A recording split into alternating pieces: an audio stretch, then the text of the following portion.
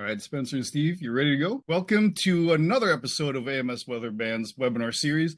This latest one is Avalanche Safety 101 with Spencer Logan and our moderator, Steve Glazier. Before we begin, as always, at the beginning of these things, I would like to address some of the guidelines that we have for webinar attendance. First one is, if you have any questions at all during the webinar, please feel free to use the Q&A button at the bottom of your screen. Put all your questions on there. We'd like to gather them all in one spot so we don't have to wade through everything. And then we will have some specific time for questions from the audience at the tail end of the webinar, or we may ask or address any questions that come up during the webinar, depending on how it fits into the flow of the program. But now I'd like to introduce today's moderator. Steve, thank you for joining us.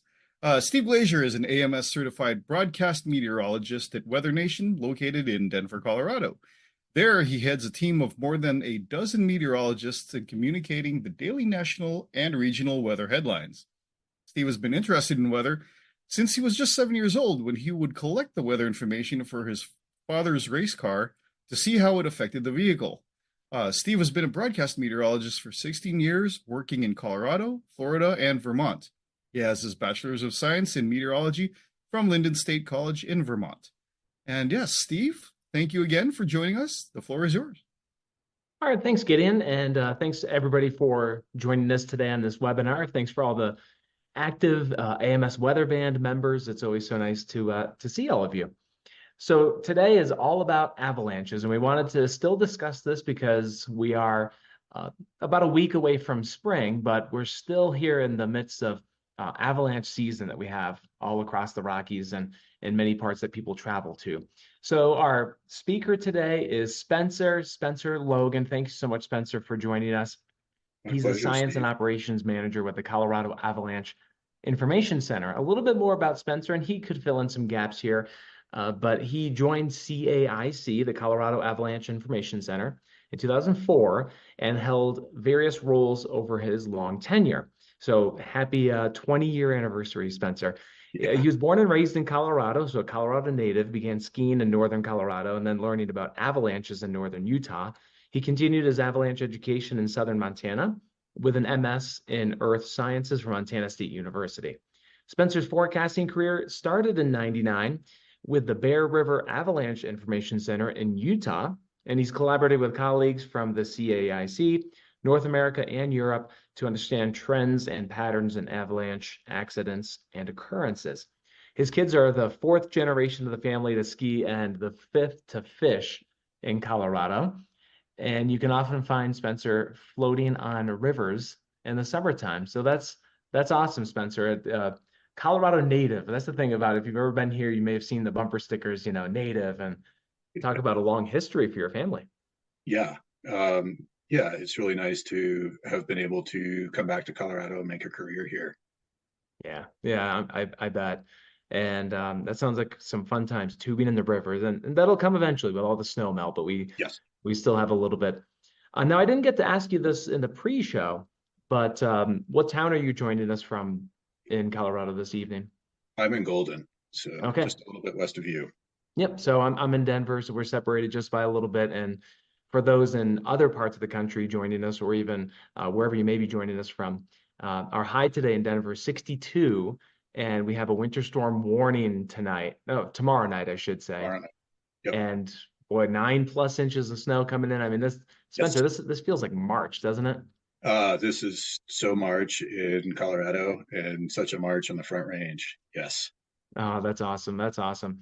So here we go. So we still have to, even in the near term, watch the Front Range Mountains for the avalanches coming up. So I'll hand the floor over to you, Spencer. We'll talk about. Okay. I'll let you, show any slides and presentations, and then I'll just pop in with some questions from time to time. Sounds excellent, Steve. And yes, here in Colorado, we forecast avalanches for 7 months of the year. So our forecast season starts in November, and we go through May. Just because we have so much snow up in the high country. And as Steve said, I am not a meteorologist. My background is in earth sciences and physical geography, but I have been watching weather and involved in weather and avalanches for a very long time. So tonight we're going to talk a little bit about avalanche awareness and the things that you can do to help keep yourself safe in the backcountry.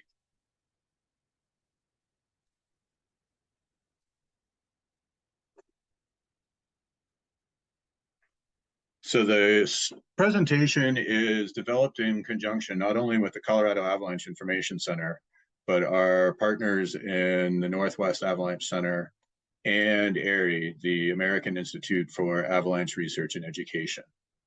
That's important for a couple of reasons. One, these are not necessarily my slides. So if I stumble, it's because I didn't organize them. But more importantly, this is not just my opinion. This is information put together by a whole bunch of people, and it's relevant not just for Colorado, but anywhere that you are traveling in the mountains. So we can start with basics, and tonight we're talking about snow avalanches. So we are talking about snow that is sliding down a mountainside. And these are pretty cool natural hazards, or from a hazards perspective. But when we start mixing people in, they can become a natural hazard that's potentially life-threatening. So avalanches do have several causes. We need to have some snow on the ground. We need some slopes for that snow to slide down. And then we need something to disturb that snow and get it to release. So most of the time we are concerned with avalanches and people. That trigger is a person. When we're thinking about avalanches as a natural hazard, that trigger can be a weather event. Often snow falling or snow drifting can be sufficient to upset the balance of the snow on the slope and have it come down.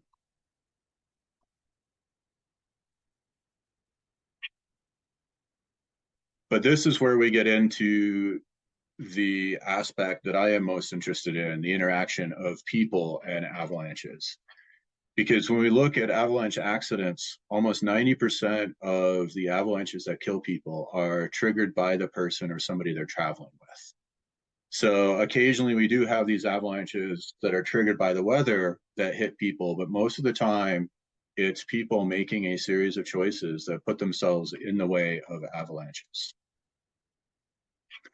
This is a picture that should be familiar to Steve and anybody else who spends time in Colorado mountains. We have lots of wind here in Colorado, and that wind drifts snow around. It erodes it from one place, drifts it to another. And that can be sufficient in itself to cause the avalanches.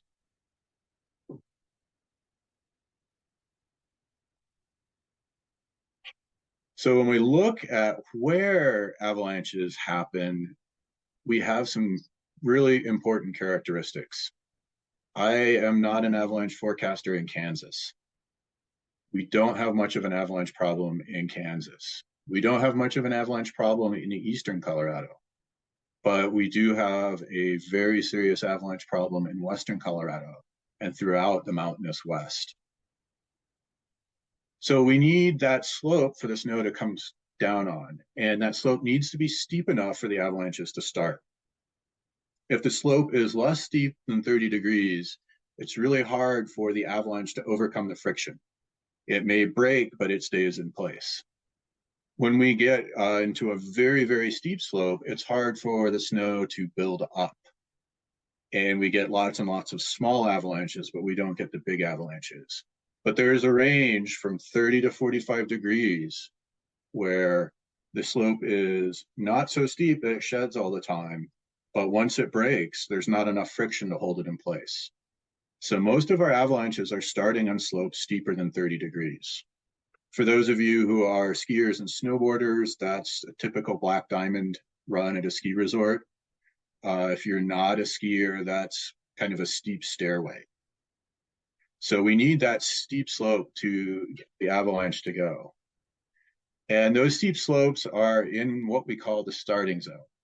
because that's where the avalanches start. Once they gain momentum, they run down through the track, and then they eventually run out of steam and stop in our run out area. So we can often look at big pieces of terrain and define this very nice starting zone, a track, and a run out. But within the track, we can have smaller starting zones and smaller avalanches that are running. Same anatomy, just much smaller scale. And the slopes that can avalanche vary widely. We can have nice planar slopes like this. We can have really small slopes. We can have massive slopes with avalanches running from the peaks all the way down to valley bottoms.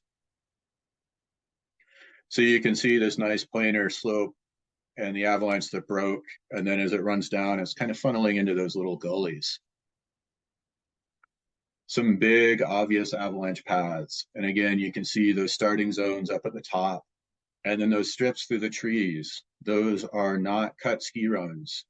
Those are places where avalanches are running frequently enough that trees can't grow up through the snow. They get snapped off.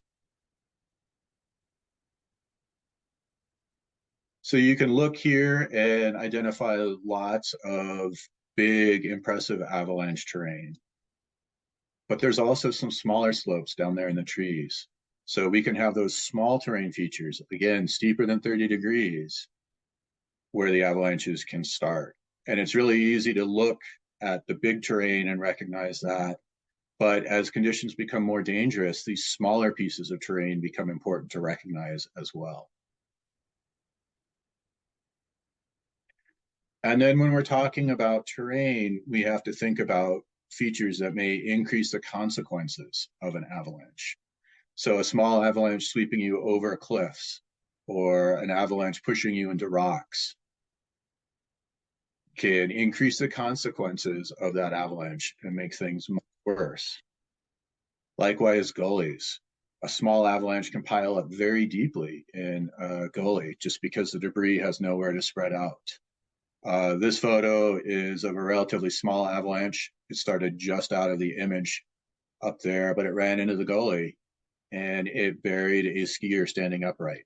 So the avalanche debris was 7-8 feet deep in the bottom of the gully. Similar things happen when we have abrupt transitions in terrain. So here is a road cut across the center of an avalanche path, and you can see how that debris piles up deeply on the uphill side of that road cut, as well as trees. If you've ever run into a tree mountain biking, skiing, or any other way, you know trees are much stronger than the human body. So slamming into trees at high speeds with tons of snow behind you is a really, really bad thing. So all these features increase the consequences of avalanches and can make even small avalanches much more dangerous.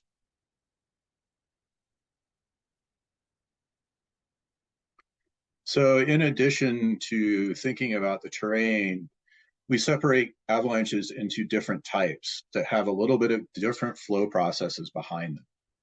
So with most avalanche accidents and most avalanche and human interactions, we are concerned with slab avalanches. So this is where big sheets of snow break out and start moving down the slope. So you can have entire hillsides fracturing all at once and coming down. And to have a slab avalanche, we have more cohesive snow sitting over less cohesive snow. So we can think of it as a little bit stronger or better bonded snow over weaker snow. For those of you in snowy climates, you've experienced this layering if you've been out during or after a storm or not shoveled your walk for several storms. You can feel the difference in the snow. And the same thing happens on those slopes. So this investigator is standing at the edge of an avalanche, and you can see how those layers broke away with other layers left on that slope. Another slab avalanche with a snowmobiler that was caught and partially buried down there. And again, you can see how sheets of snow broke off of that steeper slope. Another view of the top of an avalanche, again, looking down into those layers and seeing the layers that broke and slid away, and then the snow that stayed in place.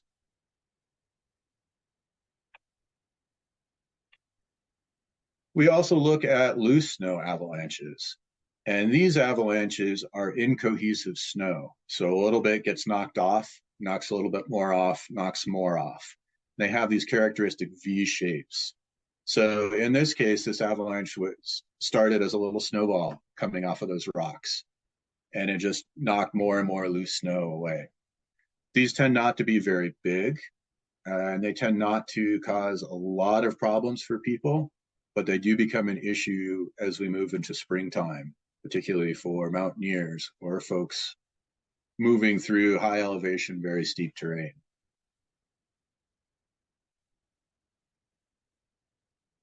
So more loose avalanches. Again, you can see that characteristic V where little snowballs came off of the trees or the steep slope and knocked a little bit more snow off. Another loose avalanche, this one was triggered by snow falling off of the little tree up there. So again, very incohesive, soft snow at the surface that knocks itself off.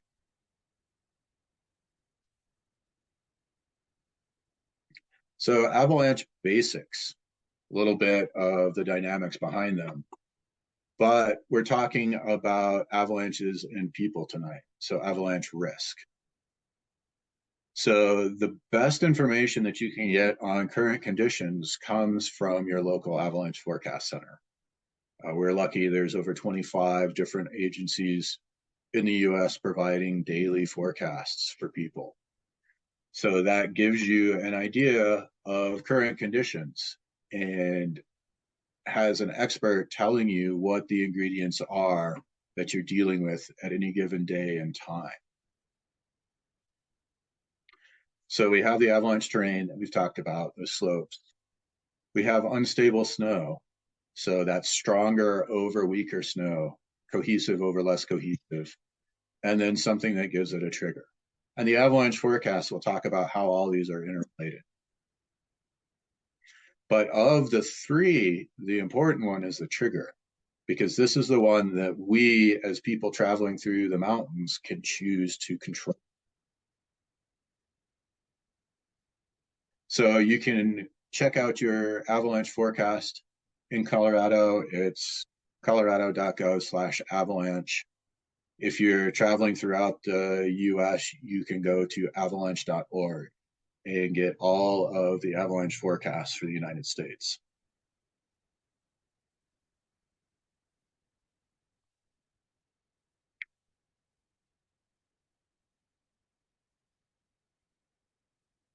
So I won't put you all through the quiz tonight.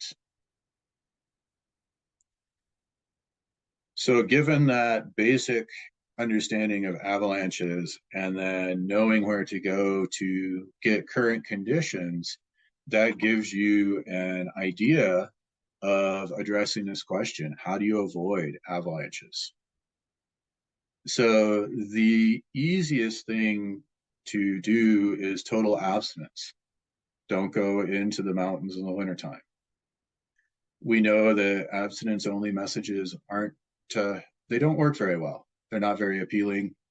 And we want to go into the mountains. There's a lot to be said for exploring our mountains and the freedom to make those opportunities. But with that freedom comes the responsibility to make our choices. So you can totally avoid avalanche terrain. You can learn to identify avalanche terrain on a map. Most of our mapping apps and digital software now includes a slope angle shade in their data. So here's a map of Rocky Mountain National Park, a very popular area here in Colorado's Front Range. And in this case, all the slopes steeper than 30 degrees are shaded in orange or purple. So right away, just looking at this, you can see that there's quite a bit of avalanche terrain up above these lakes, and gives you an idea of where you might want to avoid.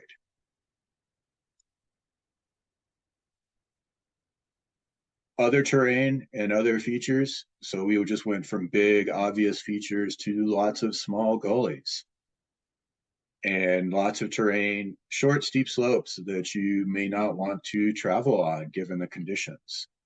But this also illustrates how much terrain may be available for you. There's all those areas that are not shaded. And in this case, with good snow, these could be lots of fun to roost around on a snowmobile. Or very, very steep terrain here in the Pacific Northwest. This kind of terrain provides very few options for avoiding avalanches. So this is the kind of terrain that you would want to be very careful about going into and waiting until conditions are right.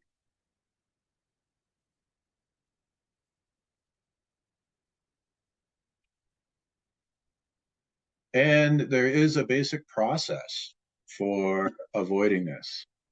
And it starts with planning. So we just looked at avalanche terrain on a map, and that it can be your second step. So figuring out what the conditions and danger are, your current conditions, and using that to identify the terrain that you need to avoid for the day, and discussing that with your group is a really effective way to come up with a plan that will help keep yourself safe. And then once you have that plan and choose to go into the mountains, it's moving with intent.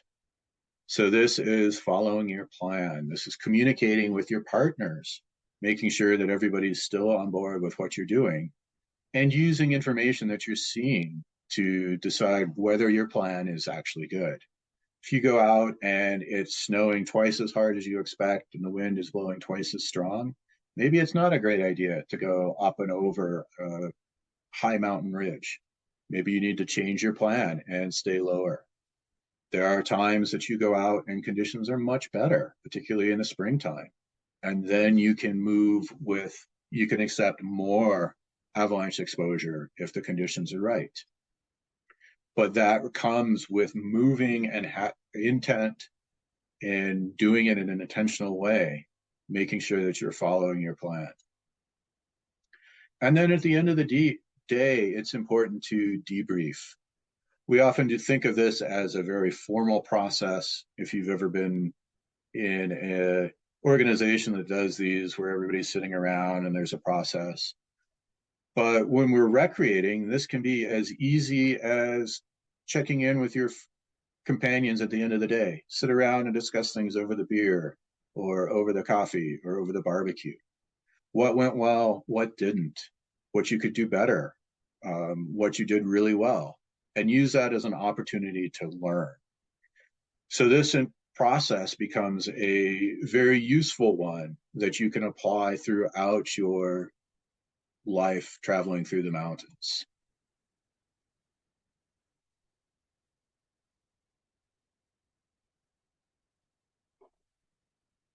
So we're spending 30, 40 minutes talking about avalanches tonight. It's a very brief introduction. Hopefully it piques your interest. But traveling in and around avalanche terrain requires additional skills.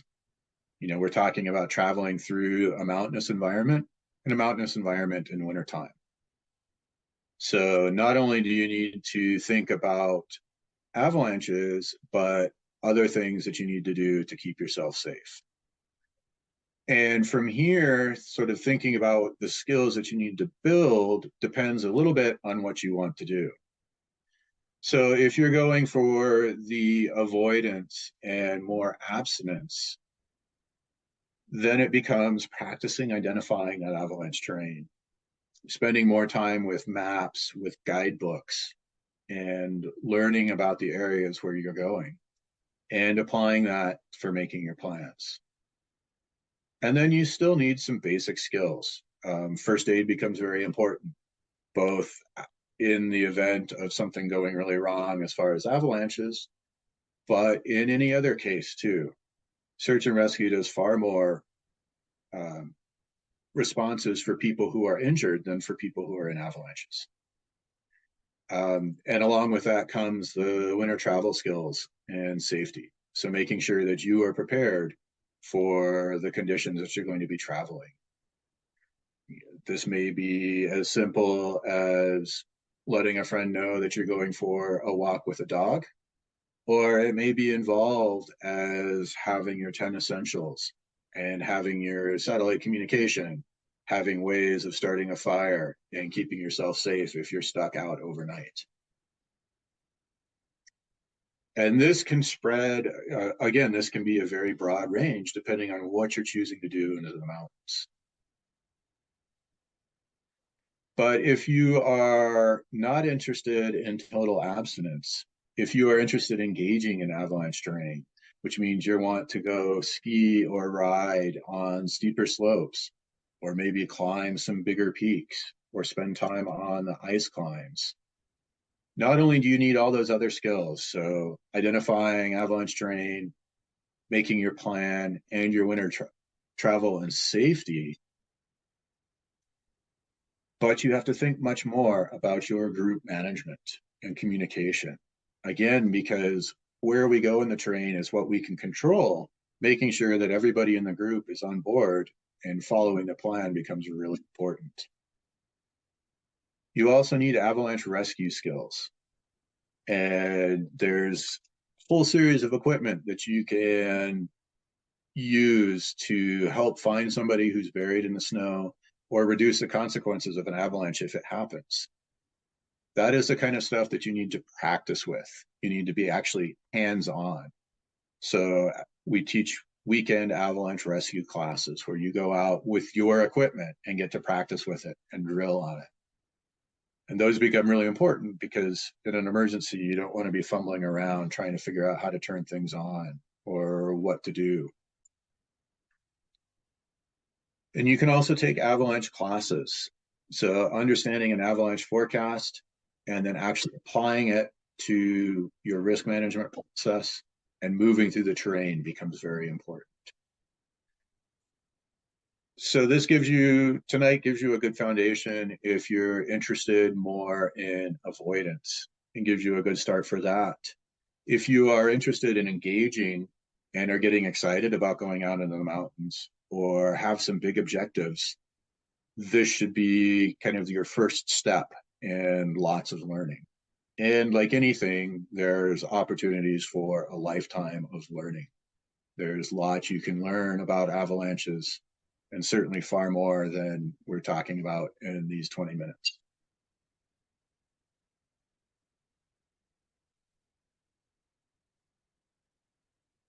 So as we're kind of wrapping up to the end of my spiel, I've left lots of time for questions, and certainly hope to, would be happy to field questions and discuss any other aspects of avalanches. Steve? Yeah, thanks, Spencer. It's amazing to see some of those pictures of the aerial view of the slab avalanches. It just looks like a puzzle piece. It just looks like the whole thing, the whole perimeter just breaks off. That's amazing.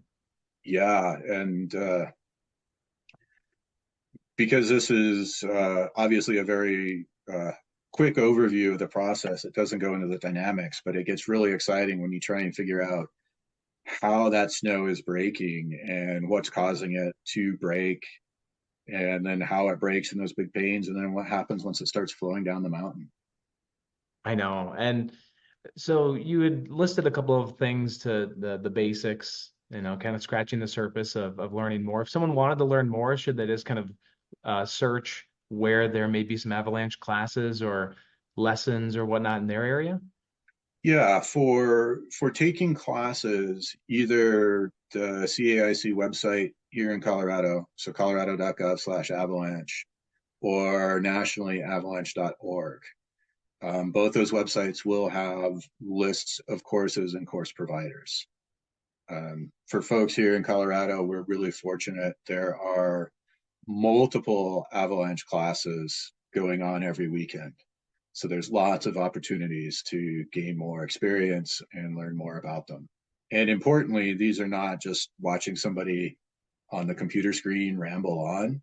These are in the field, looking at snow, hands-on, digging in and practicing with the equipment. So avalanches like in now, so if we're approaching mid-March, are they different, a lot different from avalanches in mid-January or a couple months ago? Uh, only yes and no, which is the answer to most things avalanche related. Avalanches are very much a weather phenomenon. So the weather is what creates that structure in the snow. In Colorado, we have different weather patterns in kind of December through February than we do sort of March through April. So the avalanches that we expect change a little bit through the season. The processes are the same, and sometimes our problems are the same. So in Colorado, we had a period of dry weather at the end of January, and that formed a weak layer that's now in the middle of the snowpack. So since that weak layer was buried in early February, most of our avalanches are breaking on that. And that layer is going to continue to be problematic probably through the rest of March. Wow, okay. Okay. So let's go through a couple of these questions, and then I could always ask a bunch more too. I'm always so curious. George is wondering, if you had a go-to short list of like necessary equipment to bring with you to stay, if you are going to go into the avalanche terrain, what would that be? Yep. So that's a good question, George. And our basic avalanche safety equipment consists of an avalanche transceiver, a shovel, and a probe. And those three things work together to help you find somebody who is buried in an avalanche. So the transceiver sends out a radio signal that another transceiver can follow, and that gets you close. The probe helps refine exactly where the person is, and then you need a shovel to dig them out. So those are sort of our minimum safety equipment. Okay. And then Bill is wondering, are there certain levels of threat risk or, are there certain avalanche risk levels similar to weather watches and warnings?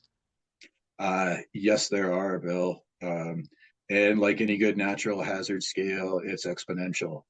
So the North American Avalanche Danger Scale goes from low, which means avalanches are very unlikely, up to extreme, which means we're seeing conditions that are once every few years.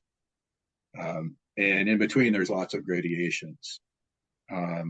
In Colorado, we spend most of our winter fluctuating between a moderate and considerable danger, meaning there are, at the upper end, avalanches are likely in certain areas, and at the lower end, avalanches become possible.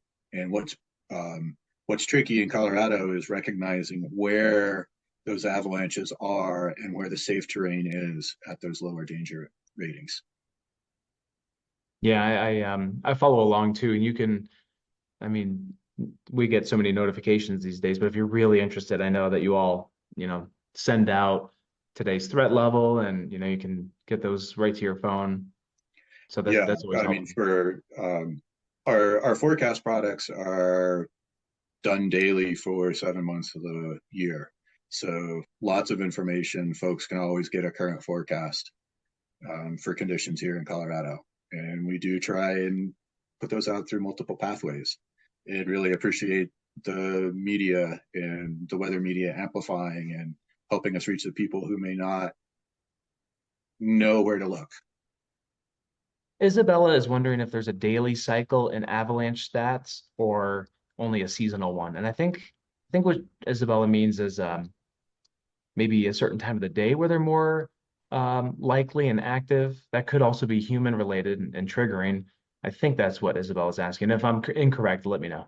Yeah. And don't let me go too far down the rabbit hole, Steve, because this is some of the stuff that I really get interested in. So I'm glad Isabella asked that question. Seasonally, there is a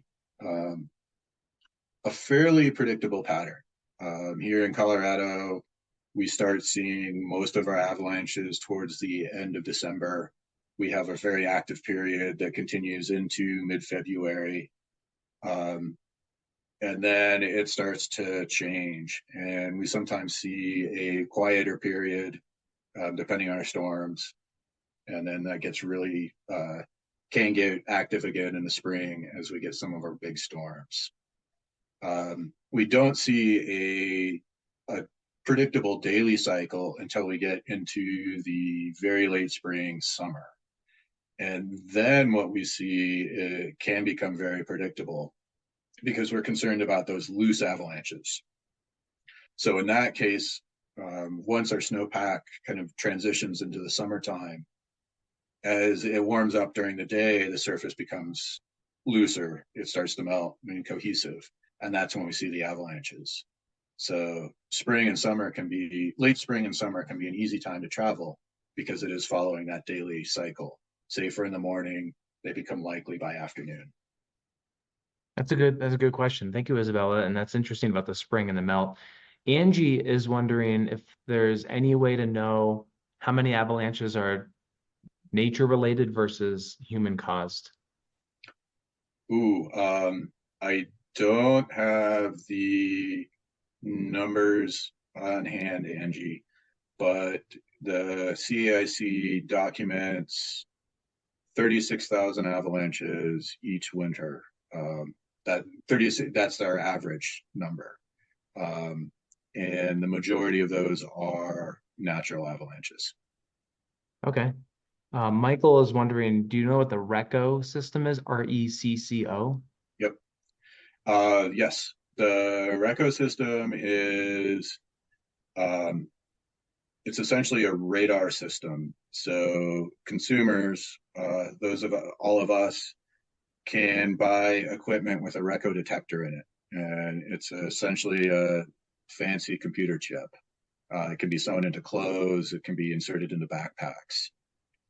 And then search and rescue teams or ski patrols have a unit that they can bring into a search that sends out a signal that reflects off of the RECCO tabs in your clothing. So it's a way for organized rescuers to come in and search an area in addition to avalanche transceivers. And then Zach, I didn't even know about that. So thank you, Michael, for that one. Okay, Zach is wondering about any resources you recommend for learning more detailed info about avalanche conditions in specific slopes. Zach was saying most CAIC forecasts cover a pretty big area. So maybe Yep. some more detailed info. Yeah, so let's take that in a couple different directions, Zach. There's lots of good resources for learning more about avalanches. There's some fantastic books and websites that are out there. So finding more information about the processes, and particularly given this group, the weather that creates avalanches, there's some really good resources. All of the avalanche forecasts are regional in scale. So they're providing information about patterns and where in the terrain avalanches are happening. So as a user, you take that information and incorporate it into your planning and decide whether you're going to avoid specific slopes or, how the conditions are going to affect your travel. And then you can go out and with practice and experience, you can start looking at the layering of the snow or looking at specific terrain features and making a better decision about specific slopes. But taking that regional forecast and scaling it to specific slopes like Zach is asking is something that comes with experience and education. Okay, and Angie was wondering if you've ever witnessed a neat looking avalanche from a safe perspective where you weren't in danger. Yes, and Angie, it's much better to watch them from somewhere safe than it is to be caught up in them. Yeah, avalanches are incredible. They're any natural phenomenon can be amazing, but there's something about watching a slope go from seemingly static to flowing in the space of a couple seconds that's pretty incredible. And avalanches can flow in so many different ways that both watching them happen and then going in and trying to piece together what happened and how it did is pretty fascinating. Does it have a certain sound to it? Sometimes one of the most disconcerting things is how quiet they can be. Sometimes you will hear a really loud boom. Sometimes it's thunderous as the snowpack drops and that less cohesive snow breaks. But sometimes that's silent. And as the snow shatters, it's not necessarily like glass that shatters with a big tinkle or break. Sometimes it can break up very silent and it's quiet as it starts flowing. And you're just watching this slope start flowing down without noise. And then as they pick up speed, a big avalanche can go 60, 70 miles an hour. So there's a blast of air that comes with it traveling that fast that's, hits you with the speed of wind like that, big gust. And by that time, there's lots of flowing snow and it makes a big whooshing sound as they come down.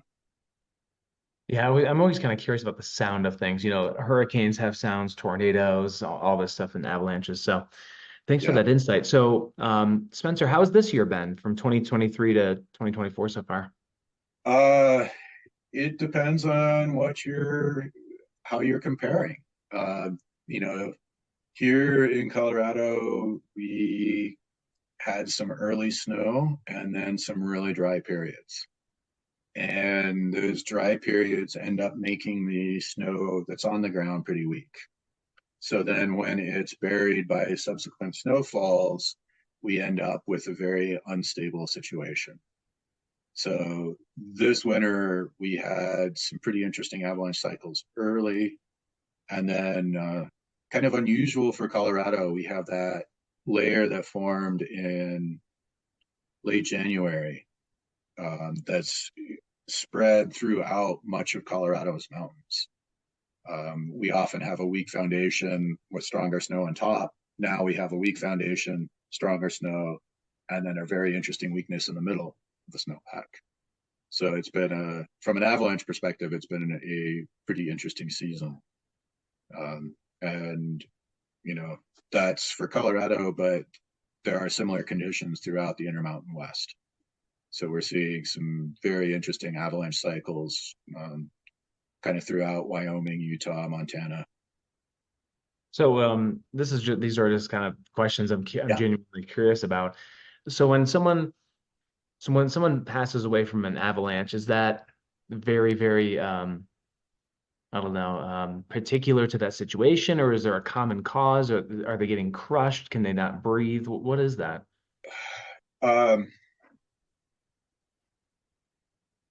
yeah. So um, we avalanches kill on average 26 people in the U.S. each winter. Here in Colorado, an average of 6 people. In Colorado, avalanches are the natural hazard responsible for the most death. We have big flood events or tornado events or wildfires that may kill more people in a single event, but they're not happening every year. So when we total up the number of people, avalanches are the most significant natural hazard. When we look at how people actually die in avalanches, in Colorado, about 70% of the victims asphyxiate. So when they're buried in the snow, after the avalanche stops moving, it sets up very, very fast. It can become concrete-like. If you've ever been out to a parking lot after it's been plowed, those piles of plow material are just like an avalanche debris. So if you've been tumbled in the avalanche, you probably have snow packed down your throat, maybe jammed up your nose. As it comes to a stop, you may not be able to do much more than wiggle your fingers, potentially having your chest crushed. And within about 5 minutes, you exhaust all the oxygen around your mouth and you start breathing CO2 again. You pass out. And about 50% of people who are buried in avalanches die within 15 minutes.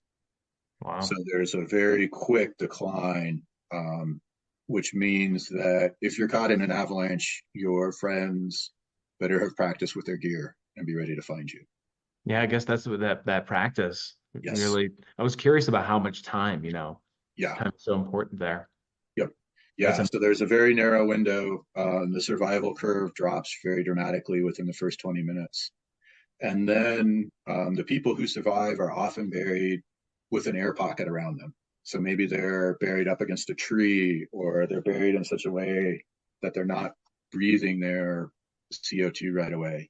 And in some cases, people have survived for certainly many hours, and a few cases, days, buried in the snow with enough space around them.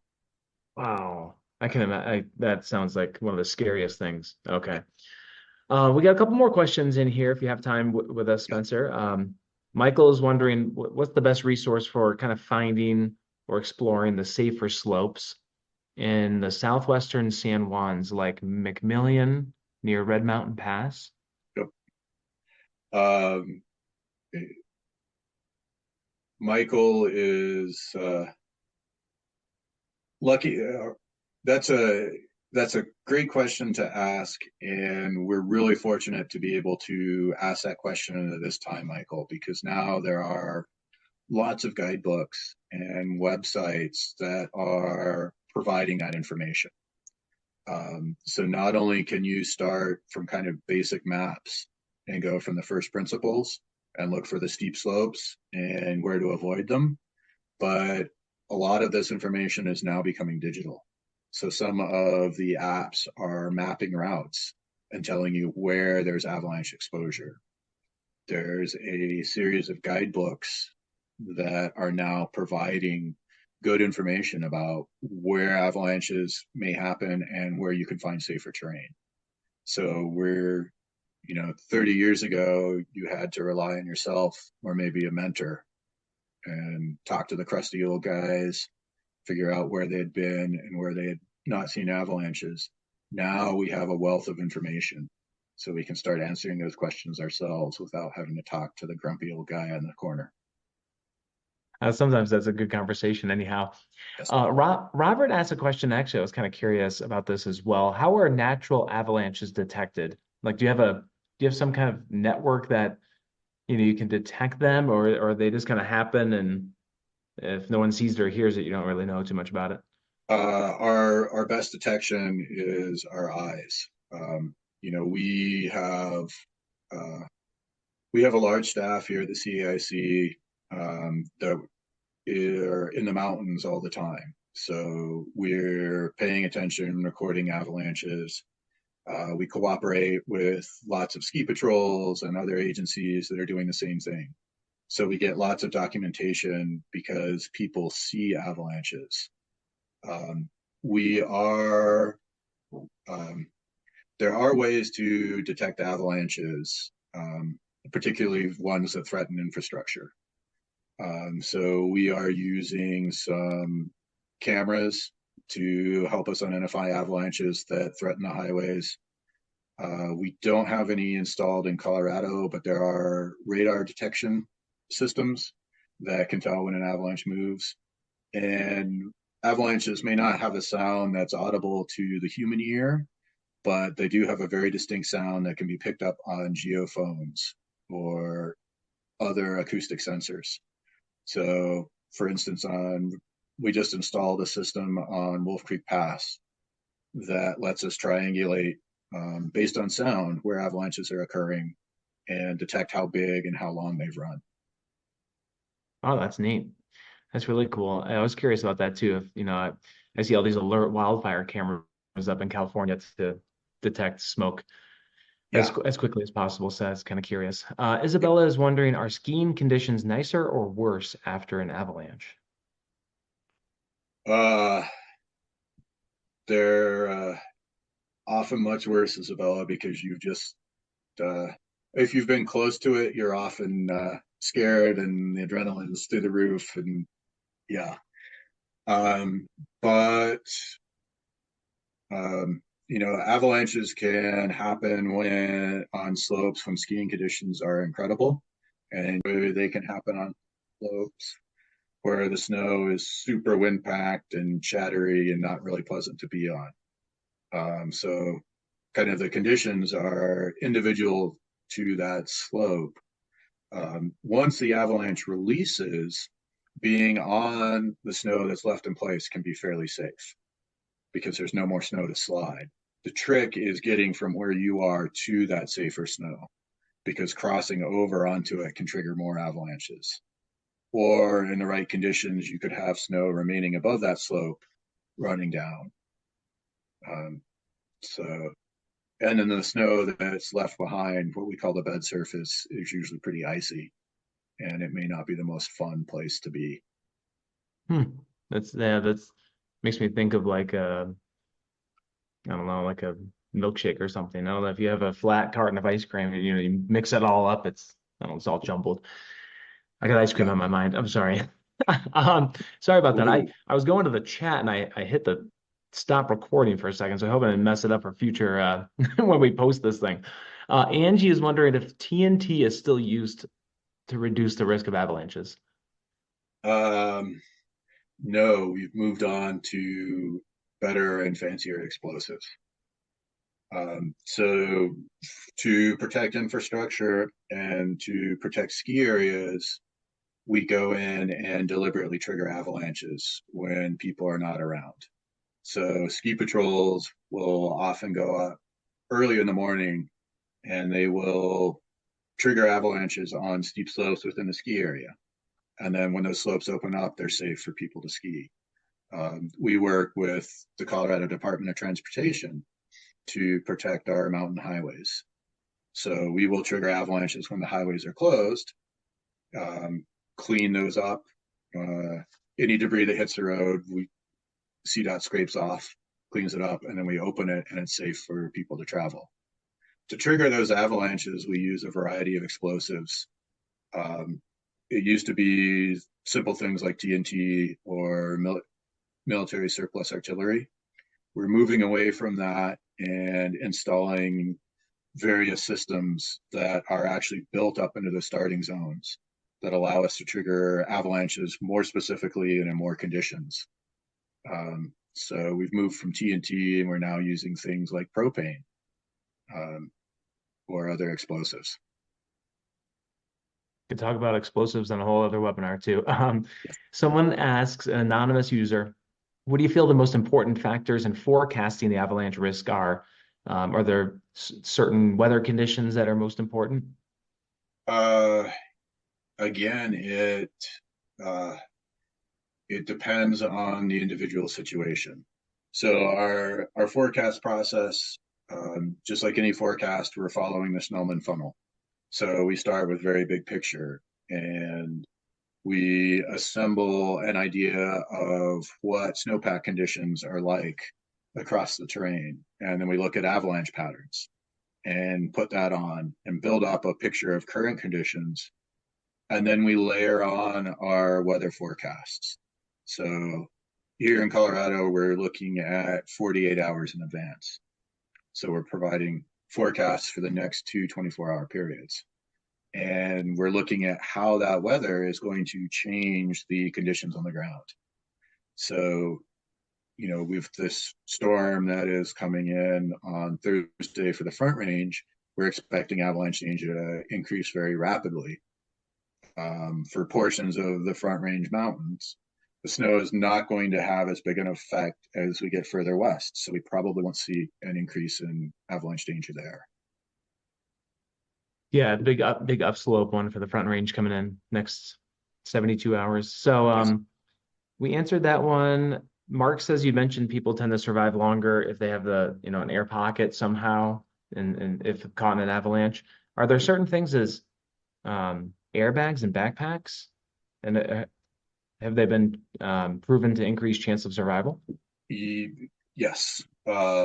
So there are special backpacks that have big airbags that you can trigger. You pull a trigger, this airbag inflates out of the backpack. And those airbags will tend to keep you from being buried.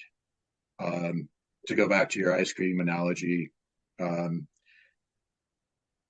you as the avalanche gets mixed up and sorts, instead of like ice cream where everything gets churned up, avalanches tend to sort a little bit. So bigger objects tend to be closer to the surface. And these airbags make you a bigger object.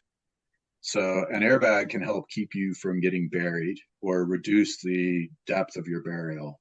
There are some other devices that have been available at various times that basically allow you to, like a scuba mask, or a scuba valve, they're allowing you to exhale and inhale from different parts of the snow. So instead of building up CO2 around your face, you're inhaling air from one side and exhaling out the other side and keeping the air clean.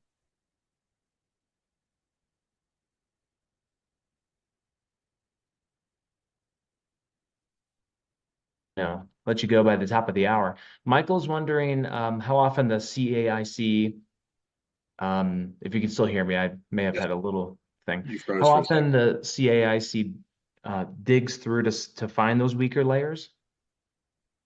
We are digging snow profiles every time we go out. And on any given day, we may have between 3 and 5 or more of our staff members out in the snow throughout the state. So we rely a lot on looking at the snow stratigraphy and understanding the difference between those layers. So we dig lots and lots of holes. I learned quite a bit. Thank you, Spencer, for that. That's very insightful. I kind of had some basic knowledge, having lived in Colorado for a little bit, New England before that, and then working at Weather Nation. But Yeah, no, I learned quite a bit. great. It's my pleasure to be here, and I appreciate the questions. So if we have just a couple minutes as we wrap things up, so how are we looking this week? Are there certain areas? I know you said Front Range, pretty much front and center, that you're watching most closely. Yes, we're going. It's going to depend on how this upslope comes in, and whether it shifts kind of more north to hit the northern Front Range, or if it's got a little bit more south track. If it goes south, we'll see avalanche danger in the Sangre de Cristos and eastern San Juan Mountains increase rapidly, kind of Thursday into Friday. But it looks like eventually it will be a pretty good storm for most of our mountains. So for those of us who are powder skiers, we've got some things to look forward to going into the weekend. I know, and if you're not following up with Colorado weather too much, the National Weather Service offices are forecasting 1 to 3 feet in the high terrain for the end of the week. So Yeah. it's a big March storm. So that kind of wraps it up. Gideon, did you want to close things officially, or shall I? You can go ahead, Steve. You're an old pro at this, so but yeah, thank you. Well, thank you. I think what Gideon normally says at the end of these is, Spencer, thanks for your time, and thanks to the AMS too for all the volunteer efforts. And then also in our chat, let me just make sure it's in here.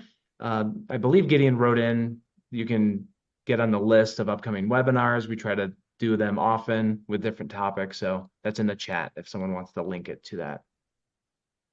So I guess I can't believe Gideon gave me the power to do this. I guess I might let you do. I'm going to mess something up. So That's okay, Steve. No worries. No worries. You're doing great though. So yeah. yeah. I don't want to take Gideon's job. But Spencer, I just wanted to say thanks again and enjoy the upcoming snowstorm. Yes, and thanks everyone for spending the evening with us.